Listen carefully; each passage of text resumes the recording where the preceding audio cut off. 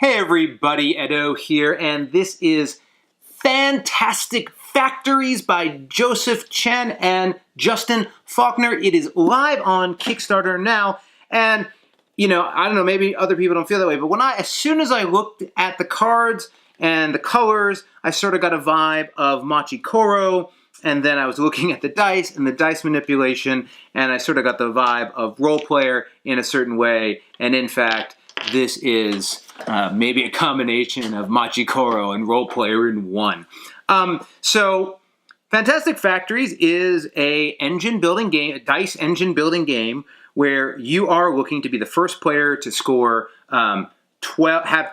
Well, the game ends when somebody has 12 victory point crates or 10 buildings, and then you total up the victory point value of your crates and buildings, and they're essentially the same. So if this is a 1 victory point building and you have a token of these 2 crates, you score who wins at the end. So basically, you're playing until somebody triggers the end game and then everyone tallies up, and that person might not be the one who won.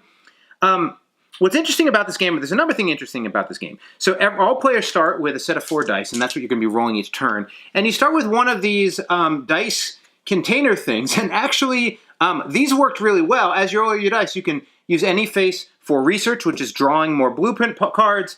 You can use a 4, 5, 6 to mine iron, or you can use a 1, 2, 3 for energy, and the 1, 2, or the 3 are worth like a 3 here, a 3, a 1, and a 1 would be worth 5. Now there's actually a bonus for getting doubles, so that would be an extra 1, but it's their face value. So that's like the basic way to generate resources. And then everything's sort of well layered on together. You're building buildings, and the buildings have their cost to build, which actually requires both iron and energy, or sometimes one or the other, but then also for you to discard a card of a similar type. So this needs the wrench. So I would need another wrench card in my hand to build that. So let's see if I grabbed one. So, okay, well, let's use the come on, okay, here. So to build the monolith requires a wrench and some other iron and energy. I would have to discard the refinery to pay for it as well. So you have this interesting cards as money as well as cards as buildings, resource mechanic going on. And then there are also all these specialists, and at the start of your turn, other than being able to replace some of them, you can buy a specialist by discarding a blueprint of a matching symbol. So these are very important. This is both the way you initiate buildings and buy workers, which are very useful. There's special abilities, being able to pick the face value of all your dice, getting extra energy, a bunch of different things, or you can build buildings. Then on your turn, you're going to be using either your basic abilities, or as you get more buildings, it becomes a engine builder game where this building lets you use energy and turn it into iron, and this building lets you use iron and turn it into, victory points. And your typical, type of game, like a Manhattan Project, like a worker placement game where you're converting resources. Even Machi Koro is a good example. And it works really well. I like all the theming of the buildings, and it's very thematic. I mean, it's sort of random, not random. I think of thematics in a couple different ways. There's no grand theme to this other than it's factories, but each individual factory has an ability that sounds like the kind of factory it is. So I feel like you can read the factory, read the ability, and go, oh, that makes sense. And that goes a long way for me in a game like this. It plays pretty quickly.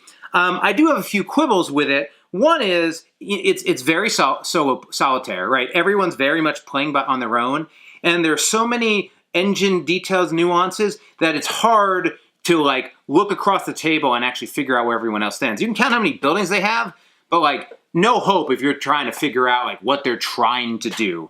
And so there's limited player interaction. Some people like that. I mean, the solo play game, and there's a single player version. I didn't play it, but that sort of, here, let me figure out my engine and make a great engine, is crafty and designery and fun and thinky. So I liked it. But everyone around the table was pretty much playing by themselves. You do the sort of card selection bit in the beginning and turn, and then everyone rolls their dice and plays their sort of dice phase simultaneously. If that wasn't simultaneous, it'd go nuts. But it works out pretty well. Quest Equipment 1, and along those ways, I would like, hey, can you like bump up the size on these victory points? I just want to be able to like read the table better, and I think that can be accomplished. I do feel, though, the other challenge for this game, and it's unfortunate because it's a very well-designed game, is that it's going to live in this sort of Machi Koro, but not that light, and like a heavier dice placement game, but with a cuter art style, right? So it's living in this place where it's a thinky game, but also cute. I love that. I have no problem with that personally, but I see games like that struggle to get the attention they deserve because of the mismatch of play and visual. I like the look. I like the play. I hope that, I believe there was a discussion of some sort of expansion thing that had more player interaction. I don't know the status of that. For what I played here, it's very much got that like Sagrada, and maybe there's a couple things you do. There's actually a number of these cards that let you give benefits to other players, but it's just not, you're not really paying attention. And honestly, you couldn't actually, even if you wanted to, sort of figure out what was going on in other players' tableaus, if you will. So this is Fantastic Factories live on Kickstarter now. Hey everybody, Edo here, and thanks for watching Gaming with Edo. Reviews over here on this playlist, League and Insider videos over here on this one. Subscribe, share, all that good stuff. But most importantly, play some great games.